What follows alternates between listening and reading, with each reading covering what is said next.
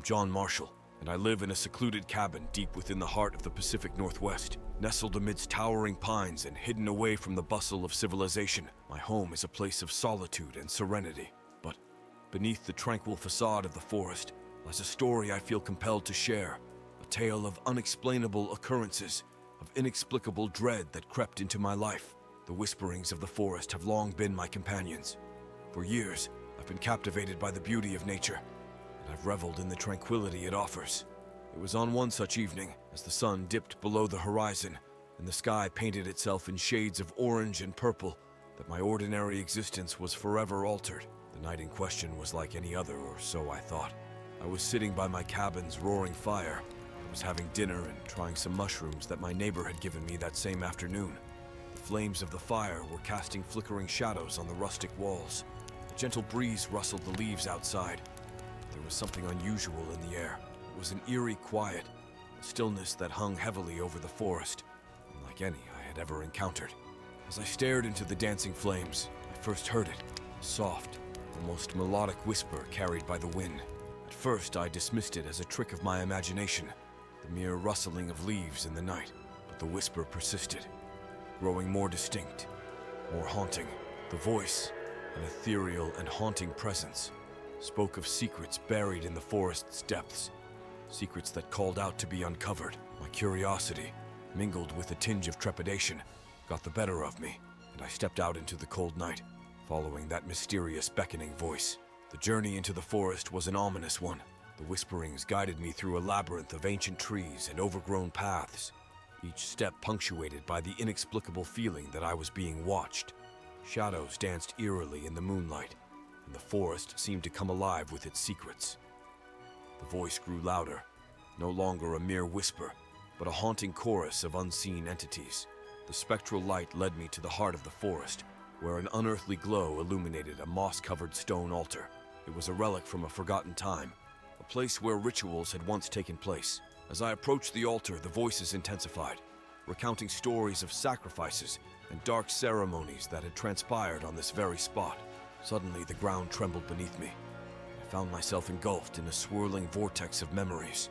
I saw glimpses of people in centuries-old attire, cloaked figures engaged in macabre rituals, and a cursed land that seemed to pulse with malevolent energy. It was as if the forest had become a living, breathing entity, and I was witness to the darkest chapters of its history. Terrified but unable to tear myself away, I reached out to touch the ancient altar. As my fingers made contact, I felt an electric surge, and the voices crescendoed into a cacophony of torment. The forest's secrets were unleashed, and I became a conduit for the anguish of the past. In a moment of sheer horror, the spirits seemed to engulf me, their stories and suffering becoming my own. I could see through their eyes, feel their pain, and hear their pleas for release. The forest had become a prison, and I had unknowingly become its warden, struggling to break free from the overwhelming force of the spirits. I stumbled back, collapsing to the ground. The spectral light dimmed, and the voices began to recede, leaving me gasping for breath in the cold darkness. As dawn broke, I returned to my cabin, a haunted man burdened with the weight of the forest's history. Maybe eating those mushrooms wasn't a good idea. In the following weeks, the whispers in the woods never truly left me. They remained a constant presence, an eerie reminder of the horrors I had unearthed. I found myself researching the forest's history, seeking answers to the mysteries that had been thrust upon me. As I sit by my fire each night, I can still hear the faint whispers, their haunting melodies echoing through my cabin. I'm no longer the solitary inhabitant of the woods. I'm now a keeper of its secrets, a guardian of its dark past.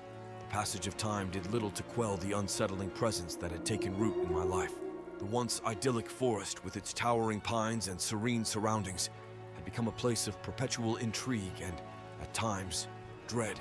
The forest, or rather the entities within it, seemed to have a purpose, a story that needed to be unraveled, and it was a purpose that I was now inexplicably a part of.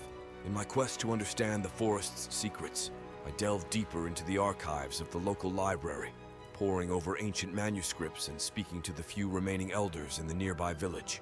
The stories they shared were cryptic, filled with warnings of a power that had long been dormant, but was now awakening, thanks to my unwitting involvement.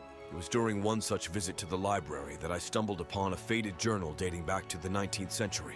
Its pages told a chilling tale of a group of settlers who had come to the Pacific Northwest in search of a new beginning. They had established their settlement near Whispering Pines, believing the forest held the key to their prosperity. As I read through the journal, I couldn't help but draw eerie parallels between the settlers' experiences and my own. They too had heard the whispers, felt the ominous presence, and ultimately succumbed to the forest's enigmatic allure. The settlers had conducted their own dark rituals, believing that the forest held the power to grant their deepest desires. With every revelation, it became increasingly clear that the forest's hold on me was not a random occurrence, but a cycle that repeated through the generations. The forest had chosen new guardians, and I was merely the latest in a long line of individuals who had been unwittingly chosen to carry the weight of its secrets. The forest, it seemed, was not a malevolent force, but a sentient being, a living repository of memories and desires. It craved release, yearning for the truth to be uncovered, and the darkness that had shrouded it for centuries to be dispelled. My life had become a delicate balance between the quiet moments of solitude I had cherished and the unsettling knowledge of the forest's history. I had become a custodian of a story that was as old as the land itself. The forest, with its ethereal whispers, was no longer a place of mere solitude. It was a realm of mysteries that begged to be unraveled. As time passed, I continued to document my experiences and the secrets I unearthed in a journal of my own. It was a way to ensure that the knowledge I had gained wouldn't fade into obscurity. Like so many before me, the forest's whispers had become a constant companion, guiding me, urging me to piece together the fragments of its past. In the dead of night, beneath the canopy of ancient trees, I would sit by my fire, the same fire that had witnessed my initial encounter with the forest's enigmatic presence. The flames danced, casting eerie shadows on the cabin's walls, and I would listen intently to the ever-present whispers, weaving together the intricate tapestry of Whispering Pines history. My name is Jhon Marshall, and I live in a secluded cabin deep within the heart of the Pacific Northwest. But my existence is no longer defined solely by solitude and serenity. I'm a steward of a living forest, a guardian of its secrets, and a chronicler of its mysteries.